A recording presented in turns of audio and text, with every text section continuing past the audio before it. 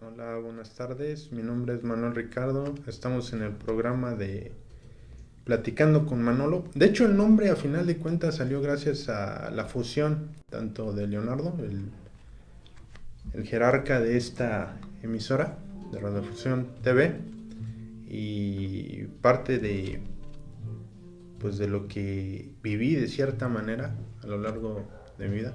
De hecho, el nombre de Manolo no me agradaba. Tengo un amigo que es uno de los más queridos, se llama Eduardo Salazar. De hecho, con él tuve oportunidad de platicar en la mañana. Y haciendo remembranza a esa parte, no me agradaba el nombre de Manolo, ¿no? Porque me generaba cierta molestia en esa etapa de niño, cuando ciertas cosas son molestas.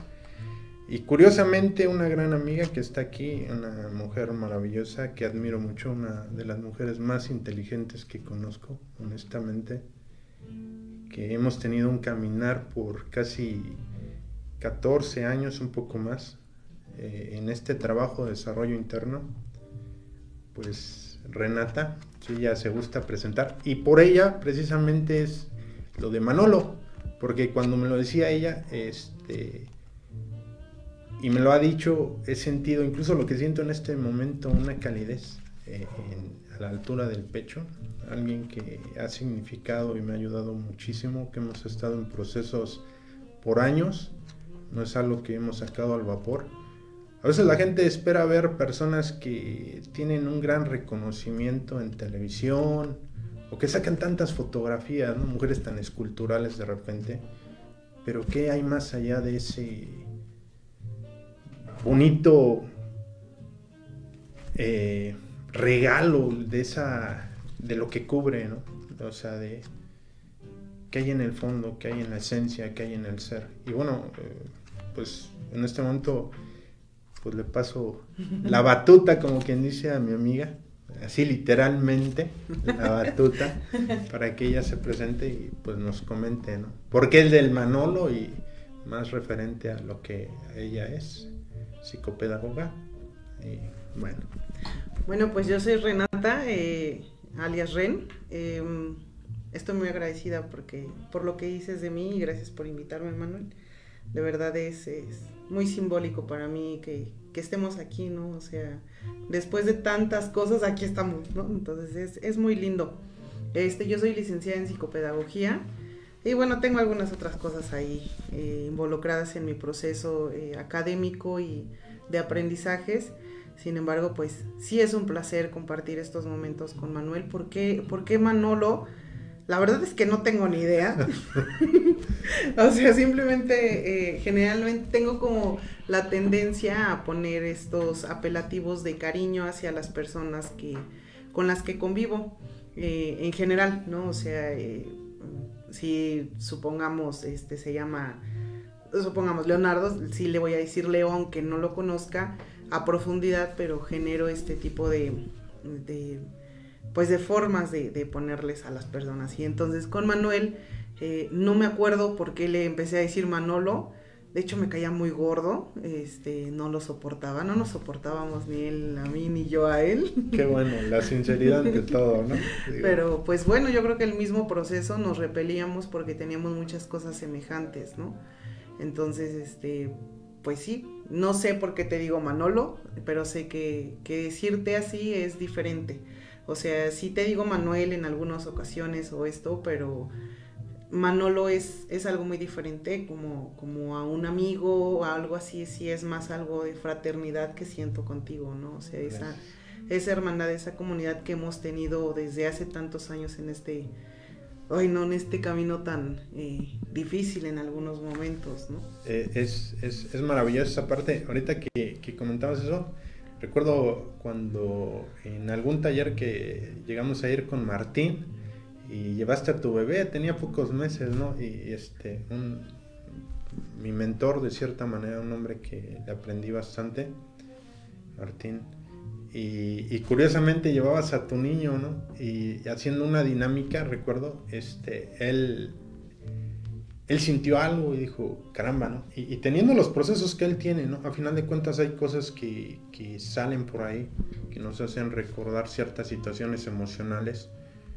Y eso tiene que ver mucho con lo que nos ocurre en el día a día cuando no estamos conscientes de nosotros.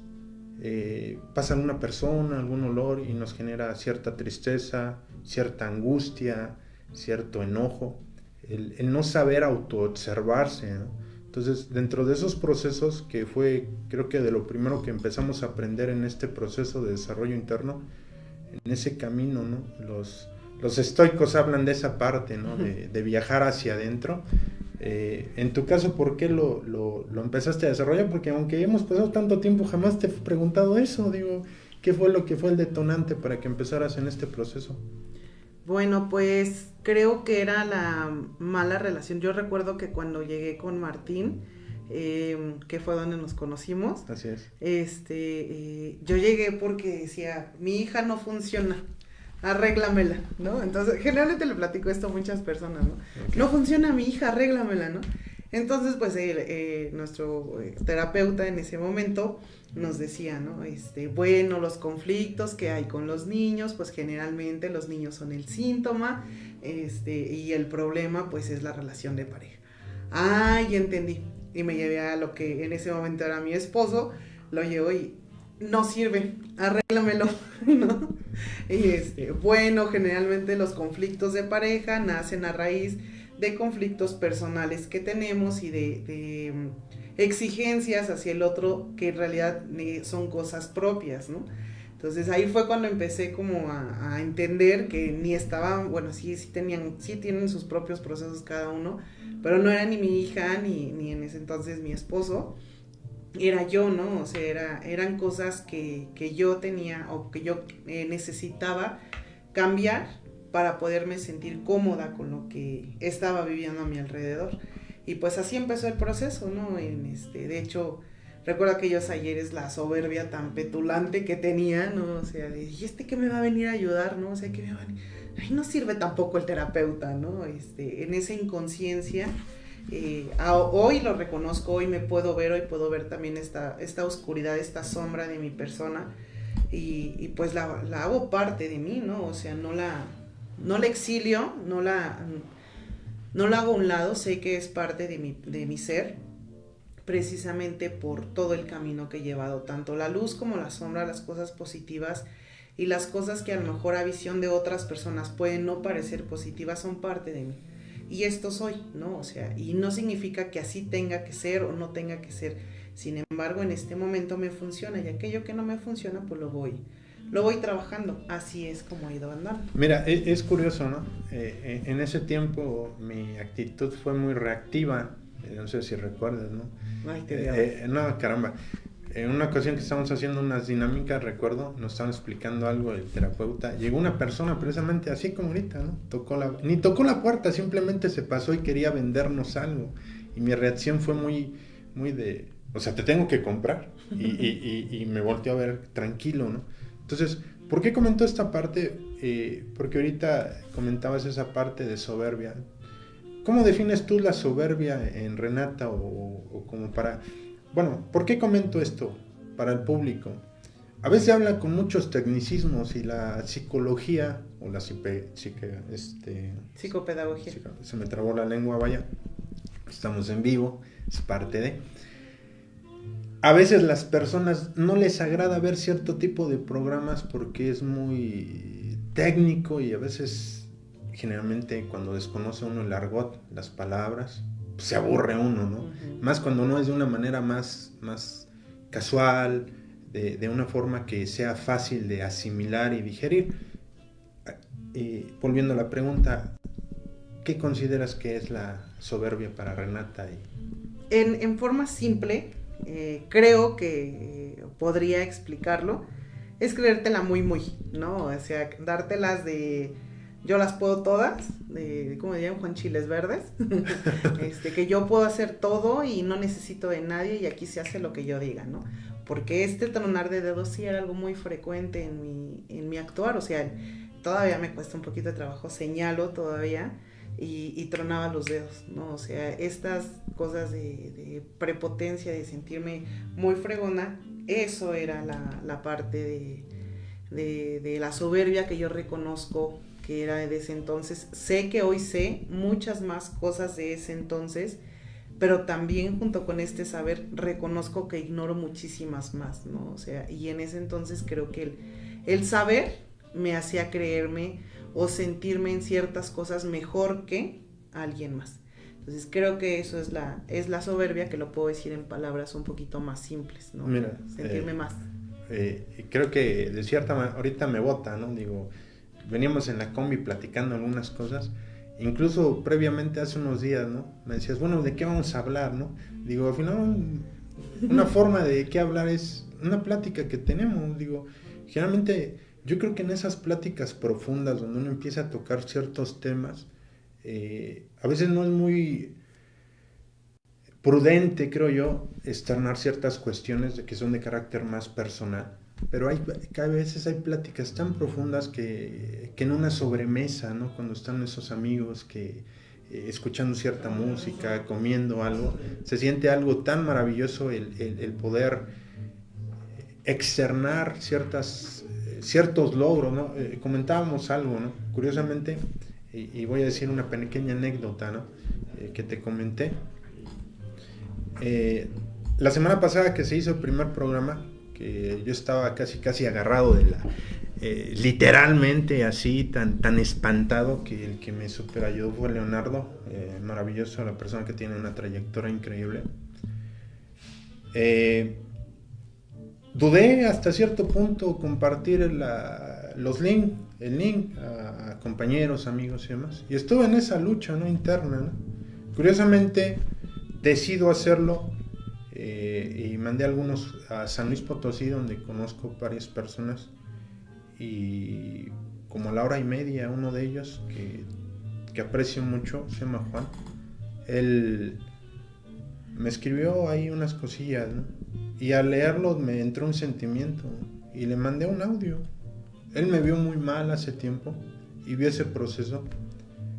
Y curiosamente al platicarlo contigo, creo que ahí conectamos en esa parte, que a veces uno no se da cuenta de lo que ha avanzado con respecto a muchas cosas y no haya una autovaloración genuina, no desde el ego, desde que soy bien chiles verdes, sino desde esa parte de caramba, sí he hecho cosas maravillosas. Y creo que es algo que nos falta mucho como sociedad, el autorreconocimiento genuino.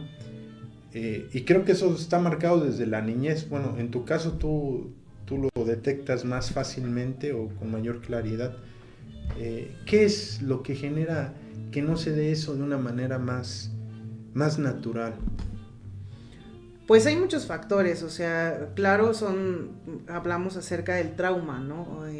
Personas, por ejemplo, en caso que sean muy juzgadas, que generalmente eran o estás tonto, o en caso de niños, ¿no?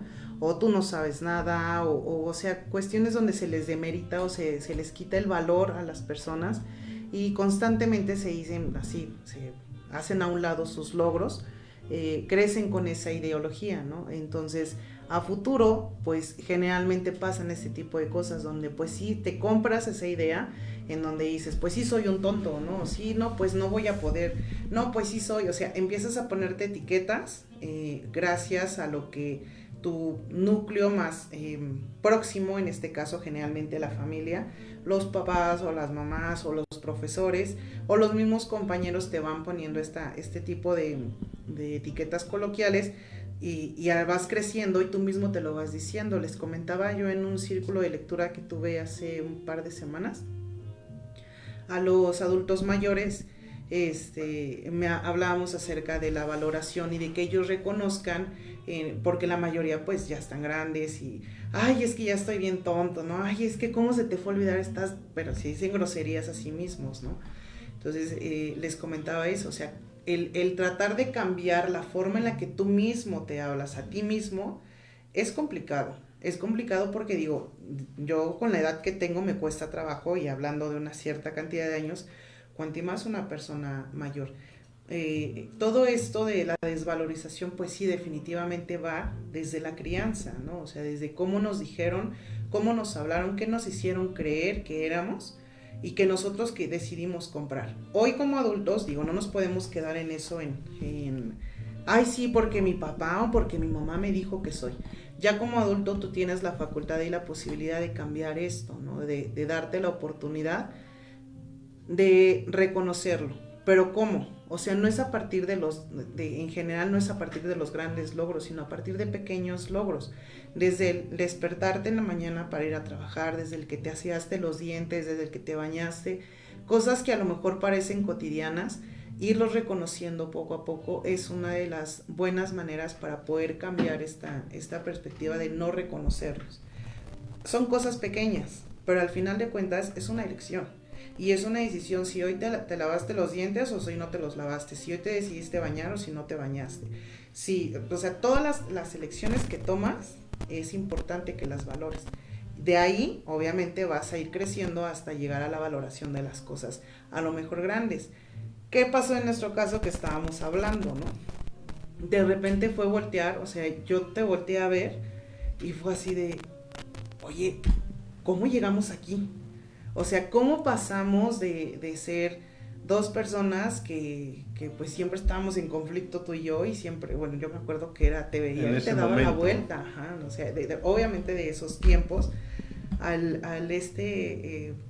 quererte de la manera en la que te aprecio y aceptarte como eres y que tú me aceptes como soy y que sé que tienes sombra, sé que tienes partes oscuras, o sea, partes que no me gustan, pero te acepto como eres y yo sé que hay cosas que yo hago que no te gustan y me aceptas como eres. Entonces creo que el reconocimiento hacia sí mismo es también en proporción al reconocimiento del otro, ¿no? El amor que te tienes a ti también va en relación al amor que le tienes a la otra persona. No sé si eso responde. Mira, ahorita que lo comentas, ¿no? Últimamente tengo un amigo que ahorita vive en Puebla, él estudiamos la carrera y él decidió irse a la parte de seguridad pública, de hecho se llama Francisco. Él me ha mandado información, de repente publica en Facebook y demás, y me mandó precisamente un video lo publicó, me pareció muy interesante, de Alejandro Magno, y cómo fue educado él, ¿no? Por Aristóteles, y curiosamente recordaba lo que tuvimos en esa plática, ambos, que cuando me llamaba la atención algo tendría yo a profundizar, o sea, ¿qué fue lo que detonó para que esa persona fuera exitosa, ¿no? Y en general, mucha gente que ha logrado el éxito es gente que ha sido fracasada, que no se queda en el fracaso, sino que busca la manera de retomar, yo le llamo resignificar, darle un sentido diferente, un aprendizaje y no en el papel de víctima, y es una decisión. Generalmente asumir una responsabilidad con uno mismo es algo complicado en un inicio, es como pretender tener un carro, pues el carro tiene gasolina y el carro se mueve, pero todavía no sé manejar, o soy demasiado impetuoso y me quiero meter en una vía rápida cuando todavía no tengo ese desarrollo, y yo empleo generalmente analogías para hacerlo un poco más fluido, más que sea más digerible, debido a que me ocurrió precisamente cuando estábamos en esos cursos, iban muchas psicólogas, recuerdo, y cuando empezaban a hablar con sus tecnicismos, yo quería entender, pero no alcanzaba a entender, o sea, hablaban de términos como la proyección, recuerdo, nombraban mucho el mito de la caverna, me parece, y yo no alcanzaba a entender muchas cosas, y iba buscando la forma, ¿no? Yo sigo mucho a Mario Alonso Puig, y él decía que cuando una persona quería aprender un idioma, la única forma que tenía era que primero que quisiera aprender, eso es fundamental, y hacer lo que se tiene que hacer. Y sobre la marcha, en el pasar del tiempo, llegaba un punto que sentía frustración y tenía que hacerlo. La disciplina y seguir. Y llegaba un punto que sin darse cuenta, iba aprendiendo, ya comprendía. Entonces, recuerdo de una enseñanza zen, ¿no? de un chico que llega precisamente con un samurái y le dice, quiero ser como tú. ¿Cómo le puedo hacer? Si vengo diario, no, lo aprenderás en 10 años. Y si vengo sábados y domingos, lo aprenderás en 15 años. Y si vengo días festivos en 20 años, ¡ay caramba! Pero ¿cómo te digo que voy a venir más seguido y me dices que me voy a tardar más? Y le dijo algo bien simple, simplemente hazlo. Y sin darte cuenta, lograrás. Al vernos el día de antier me parece, fue eso, ver atrás y cómo hemos avanzado, ¿no? Nos tendremos que ir a un corte, aquí compañera dirá un pequeño anuncio. Bueno, estamos transmitiendo de la calle Cerrada 5 de Mayo, número 206 de la Colonia Guadalupe, en Cuautitlán, México. Y pues bueno, vamos a un corte y regresamos en Radio Fusión TV. Gracias.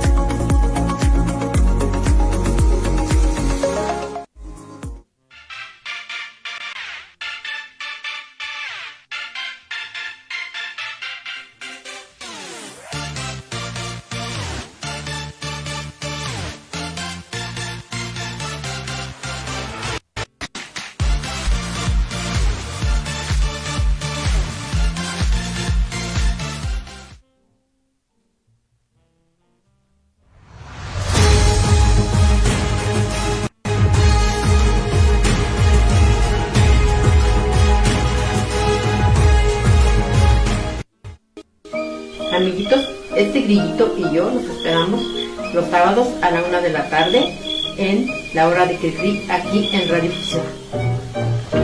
¿Quién es el que anda aquí? Caminito de la escuela, apurándose a llegar. 3 pasitos arrastraditos para adelante y para atrás. El grillo cantor.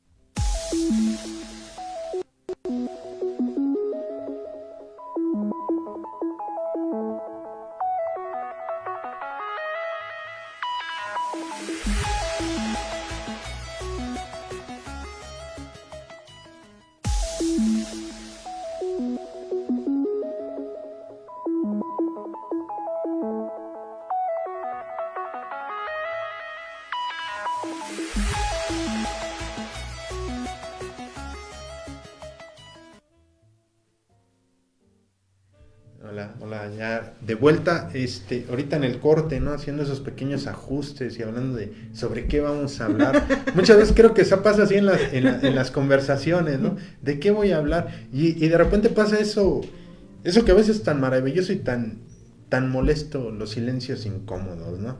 A veces necesarios. Seamos honestos, a veces también el silencio dice tanto. Creo que es mucho más a veces que la palabra. Alguna vez leí algo que decía que el silencio es el grito más fuerte, ¿no? Sí. El saber interpretar al otro, digo, dentro de estos procesos que uno va vivenciando. Yo hace tiempo, incluso ahí con Martín, porque es la referencia, ¿no? Llegaba a experimentar situaciones, somatizaba. Somatizar es todo lo que se siente, ¿no? Los malestares internos.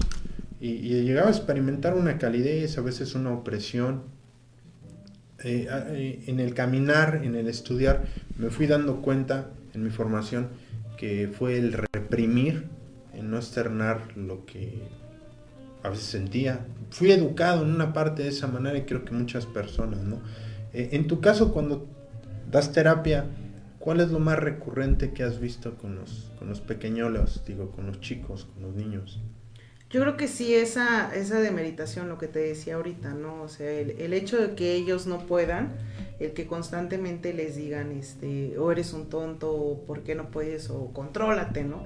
Y les dicen, contrólate, y a veces también me pasa, y estoy gritando, ¿no? O sea, contrólate, y estoy gritando, ¿no? O sea, contrólate primero tú, porque la que le va a enseñar eres tú como mamá, ¿no? O sea, digo, no el hecho de que yo esté trabajando con los pacientes o los consultantes, significa que yo estoy salva de hacer o decir cosas, ¿no? O sea, yo también tengo mis propios procesos que generalmente nos damos cuenta que a partir del otro, pues es más fácil verle las manchas en la camisa que trae Manuel, pero no me las puedo ver yo tan sencillamente, ¿no?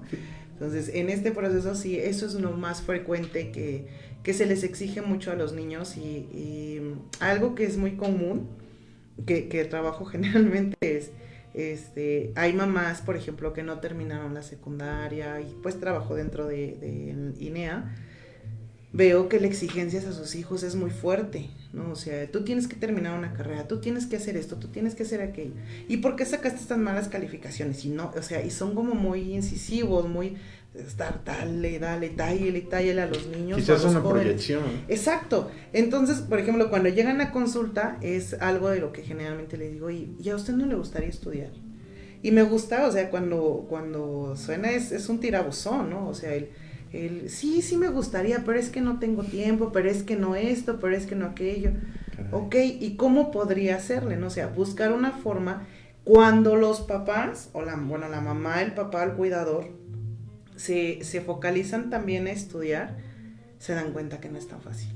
Y al momento de hacerlo, empiezan a comprender al hijo y empiezan a cambiar la dinámica relacional que tiene, ¿no? Entonces se cambia, o sea, esto en automático empieza a cambiar y ya se dieron cuenta que no es porque sea tonto, se dan cuenta que es complejo, o sea, que los procesos mentales de sus hijos a veces es semejante al proceso mental del adulto y a veces ellos son todavía más rápidos y reconocen, oye, ¿cómo sabes hacer esto? Cuando al principio eres un tonto, ¿no? Y decide, a ver, enséñame, y entonces se vuelven aprendices de sus hijos y eso ayuda a que cambie la dinámica, ¿no? Es algo muy generalizado. Fíjate, ahorita que comentabas, curiosamente, que ver la camisa, ¿no?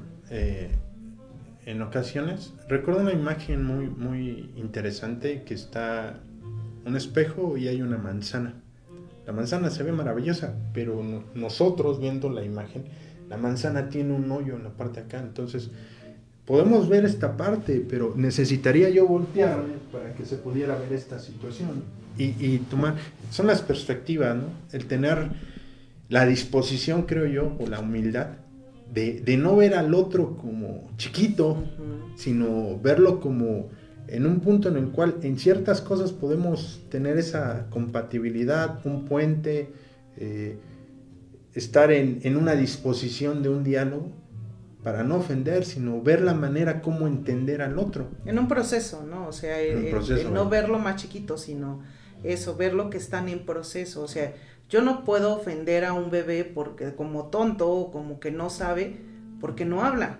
O sea, dentro de mi criterio, y esta es la parte de la madurez adulta, dentro de mi proceso y mi criterio adulto, comprendo que el bebé no habla, pues porque todavía no es su momento, porque todavía no alcanza ese aprendizaje, ¿no? Entonces, ¿y por qué sí en otras cuestiones que muchas veces yo mismo como padre de familia desconozco, pero sí le estoy exigiendo a mi hijo, ¿no? O sea, esa parte de la inconsistencia y en la incongruencia, donde no vamos de la mano como padres con nuestros hijos y que ellos no están aprendiendo de la misma manera que nosotros aprendimos, ¿no? O sea, los estilos, y hablábamos el otro día también de que la educación ha cambiado, ¿no? O sea, la forma de aprender ha cambiado simplemente ahorita con los libros, a nosotros que nos enseñaban con planas y todo eso, y ahorita está prohibido, ¿no? O sea, son cosas que ya no se hacen. Y curiosamente sobre lo que dices, me botó una idea, ¿no? De que me comentaba Jessica,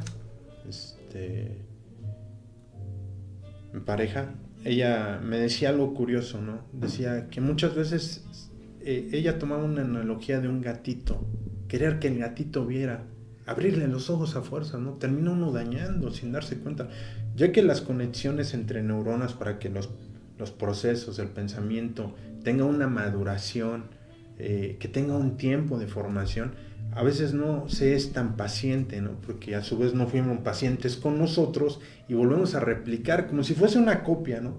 La copia trae un error de ortografía, la siguiente copia trae el error, hasta que alguien de repente se da el tiempo de verificar bien, dice, caramba, creo que este está mal. Pero eso es parte de lo que decide cada persona cuando empieza a ver en su vida que algo no le empieza a cuadrar, ¿no? Cuando empieza a tener esa curiosidad por empezar a meterse a las redes sociales y empezar a ver otro tipo de información. Ahorita tenemos la oportunidad, anteriormente estaba muy complicado, era muy cañón, por decirlo así, tener acceso a cierta información. Ahora tenemos la oportunidad de, se teclea algo y en automático tenemos información, caray, ¿no? Pero también hay de información a desinformación en la misma información, ¿no? Hay que aprender a ser selectivos, ¿no? Es como la comida igual en esa parte, hago esa pequeña analogía. ¿Qué es lo que estoy tomando? ¿Cómo lo estoy tomando? ¿En qué momento lo tomo? ¿Y de qué manera, no? Hablamos acerca de las adicciones, ¿no? De las adicciones de tecnología. Pues sí, no, esto tan sencillo. Impresionante, ¿no? O sea, tú y yo crecimos sin teléfono, ¿no? Y hoy es indispensable y fundamental. Ahorita comentabas esto de la copia, me quisiera retomar esto de la copia, que dices que viene con un error ortográfico y el siguiente viene con un error ortográfico y así van en su secuencia, ¿no? Pero ¿sabes qué me he dado cuenta, Manolo? Que también, o sea, por ejemplo, esta viene blanca, esta copia viene blanca, pero resulta que la siguiente ya le cayó una pelusa y entonces la copia ya viene con una mancha. Y la siguiente resulta que la máquina venía también defectuosa y ya trae rayas, y la mancha y aparte la ortografía, ¿no? O sea, no nada más es como tal el corregir la falta de ortografía, sino que por cada momento que se va haciendo una copia, se va haciendo también una copia de los errores de la misma copia, ¿no? O sea, esto hablando, por ejemplo, de las paternidades, en el caso, por ejemplo, los abuelos, a lo mejor cometieron o hicieron las cosas de una cierta manera, y entonces el hijo quiere hacerlo de la misma manera, pero ya le agregó algo. Y entonces el nieto quiere hacerlo de la misma manera que su papá, pero al hacerlo como su papá ya lleva los errores de su papá y los errores de su abuelo y los más aciertos, los de ellos, ¿no? Y ahora le suman los nuevos. Entonces ahora, sumándolo con la tecnología, dices, wow, ¿no? O sea, es impresionante la cantidad de analfabetismo tecnológico que hay de parte de los padres y los solos que están los hijos en este momento, ¿no? O sea, todos saben scrollear, todos saben ver TikTok, todos saben ver Facebook, pero no saben cómo proteger, por ejemplo, a sus hijos de depredadores de redes sociales, ¿no? O sea, no saben cómo hacer un perfil cerrado, donde solamente sus contactos. Entonces, es lo que hablaba, ¿no? O sea, cómo hay este analfabetismo tecnológico de parte de los padres de familia y los niños están así, o sea, pero a flor, pues a que los ataque algún tipo de depredador allá afuera, porque se abrió, claro, la información, pero se abrió el mundo completo, ¿no? Y entonces, ¿y qué van a hacer ellos con un adolescente con la necesidad impetuosa de querer ser adulto? ¿Qué va a hacer ese joven, ¿no? ¿Qué va a hacer ese niño que pues no tiene la madurez para conocer? ¿Cómo lo van a hacer si el padre de familia no lo aprende? Pero si lo regañan. Todo el día te lo pasas en el teléfono. Todo el día estás ahí. ¿Y tú qué haces como papá para sentarte con tu hijo? ¿Juegas serpientes y escaleras? ¿Juegas dominó? ¿Juegas algo con tus hijos? ¿Juegas timbiriche? ¿Te acuerdas cuando jugábamos timbiriche? ¿Juegas tripas de gato?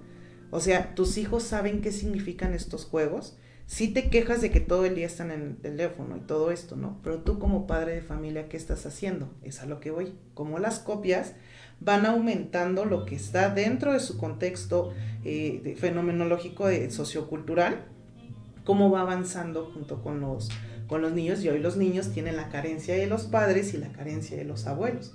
Entonces una situación complicadísima. Y más allá de eso, también la manera de que la información es como una adrenalina, ¿no? Digo, al final de cuentas, en este momento me hablan y si es la persona que yo espero, hasta me cambia totalmente la química, ¿no? Me emociono.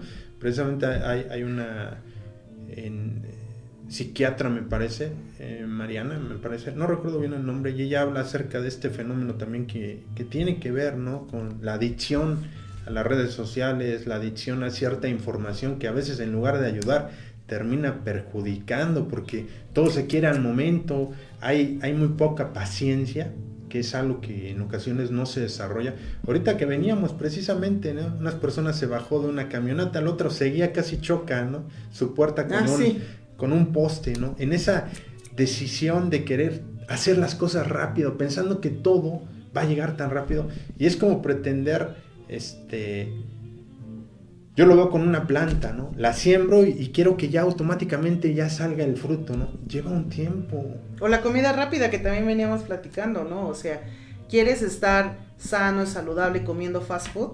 Comiendo comida rápida, pues no es lógico. O sea, quieres ser una persona racional, congruente, consistente, que pienses, que seas inteligente, pues no consumas tampoco contenido de fast food, ¿no? O sea, en este caso sería contenido digital o así que sea como fácilmente digerible.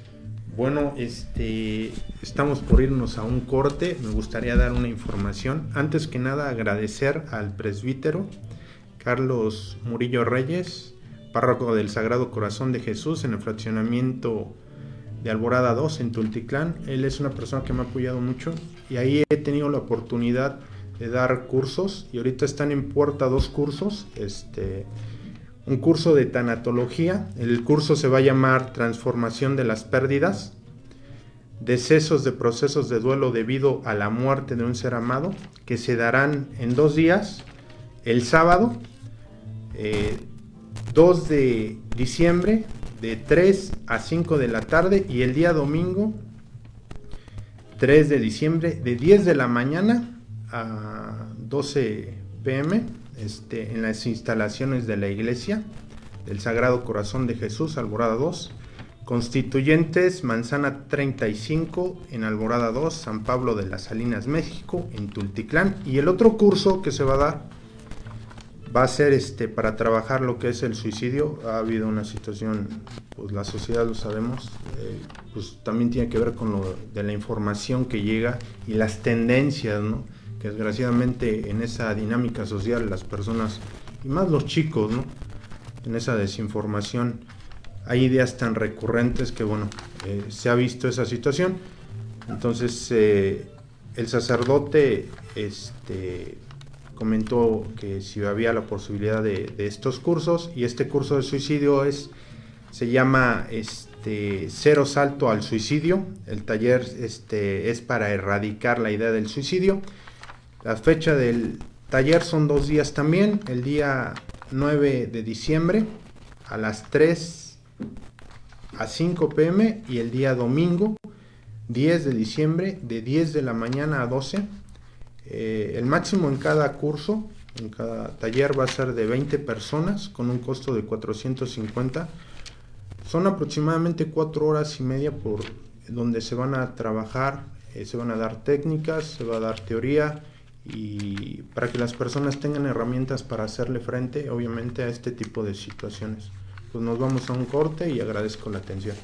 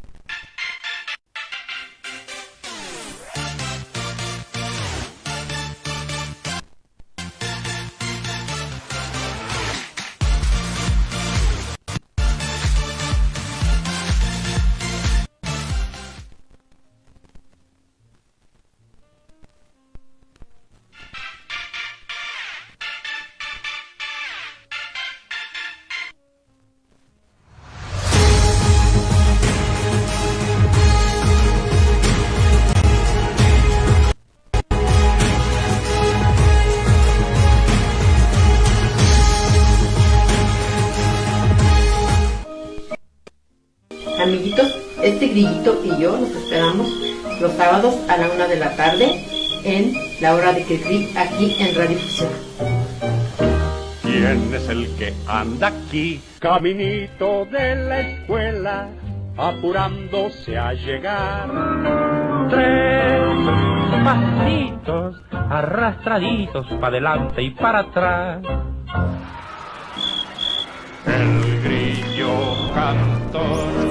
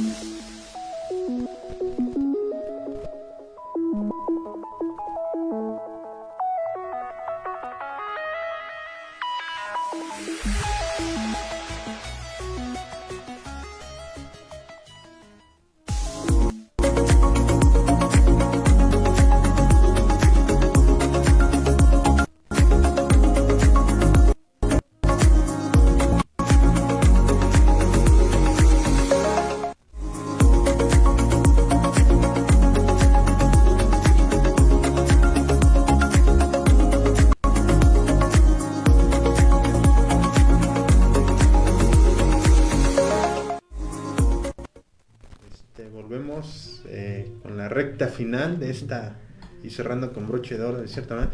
Hablabas algo acerca del suicidio. Sí, ya que tocaste el tema del suicidio y que vas a tocar es algo tan profundo, me gustaría compartirte sobre Albert Camus y sobre la teoría que tiene, bueno, sobre la teoría del mito del Sísifo. Albert Camus es un filósofo que utiliza el mito del Sísifo, que es el mito del Sísifo. Sísifo fue castigado, por así decirlo, por los dioses, una mitología de la mitología griega, porque se quiso comparar con Hermes y su hermano con Zeus. Entonces pues lo castigaron. ¿Cómo lo castigaron? Viviendo por la eternidad en una montaña donde él tenía que subir una piedra, y lo que le dijeron es que él se podía convertir en Dios cuando él lograra dejar la roca arriba de la montaña. En equilibrio. En equilibrio arriba de la montaña. Entonces subía la piedra y ya que la tenía, volvía a caer, ¿no? Entonces, ya que estaba arriba, pues él se emocionaba y después volvía a caer y pues ya la subía de nuevo a subir la piedra para poder alcanzar el ser un dios como Hermes. Su cúspide. Para alcanzar a ser un dios, porque él lo que quería era ser un dios. Entonces, bueno, este es el mito del Sísifo. Entonces, Albert Camus toma este mito para poderlo utilizar como una forma de vida o un estilo filosófico que se basa en 3 cosas, que habla acerca del suicidio, el suicidio filosófico y la aceptación. ¿Qué es el suicidio? Que dice, supongamos que yo soy el Sísifo, ¿no? O sea, subo la piedra. ¿Para qué me esfuerzo? Si de todas maneras se va a caer. Entonces, pues mejor desisto y... Una derrota total. Me doy por vencido. Eso es el suicidio. ¿Qué es el suicidio filosófico? Cuando nosotros ocupamos la ideología teológica o de un ser superior, un ser supremo, en donde nosotros nos damos por vencidos y esperamos que en otra vida podamos hacer aquello que nosotros no pudimos hacer en esta, ¿no? Conformismo.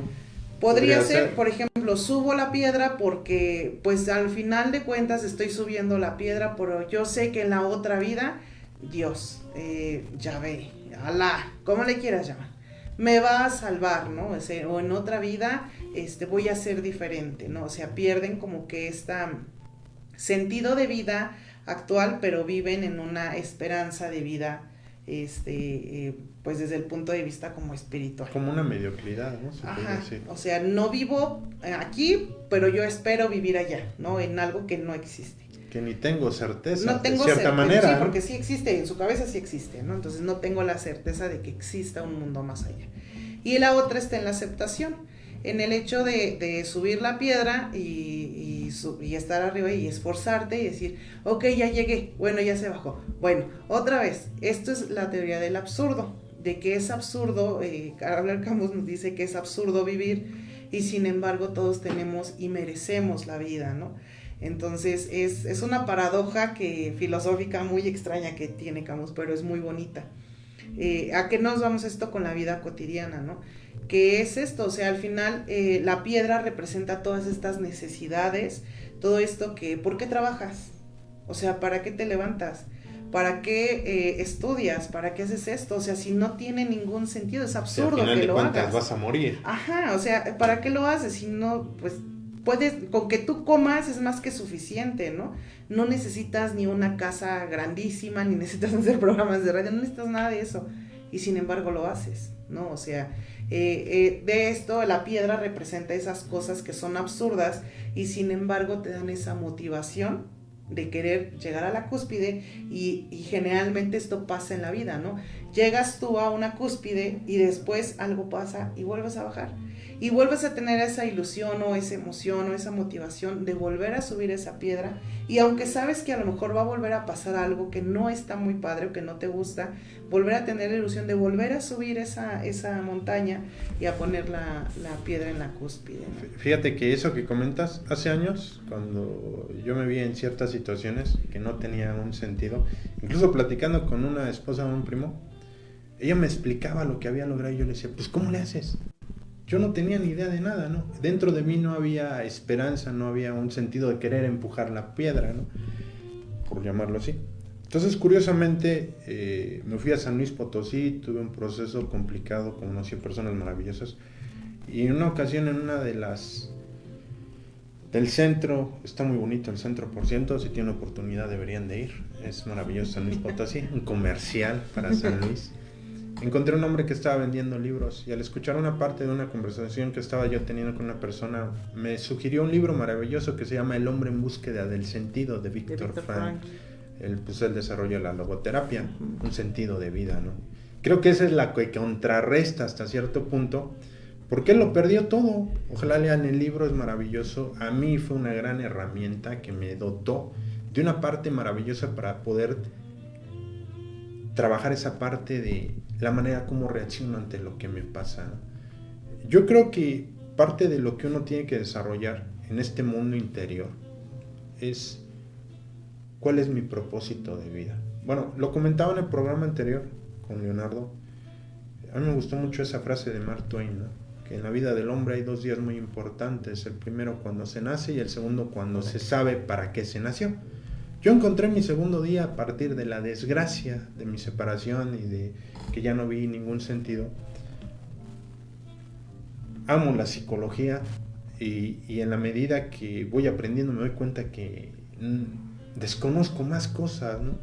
Y precisamente citando a alguien tan maravilloso que comentamos, ¿no? Alguien que he admirado, que he seguido por años, Mario Alonso Puig, que él decía que una de las partes más importantes es tener la disposición de querer seguir aprendiendo, no para imponer, sino para mejorar, para ser una mejor versión de uno mismo y poder dejar en ese caminar una referencia, creo yo, o lo veo de esa forma, para esa gente que no tiene un sentido de vida, ¿no? Y decir, pues si él lo logró, yo también lo puedo lograr. Y creo que eso fue lo que hicimos clic el día de ayer, ¿no?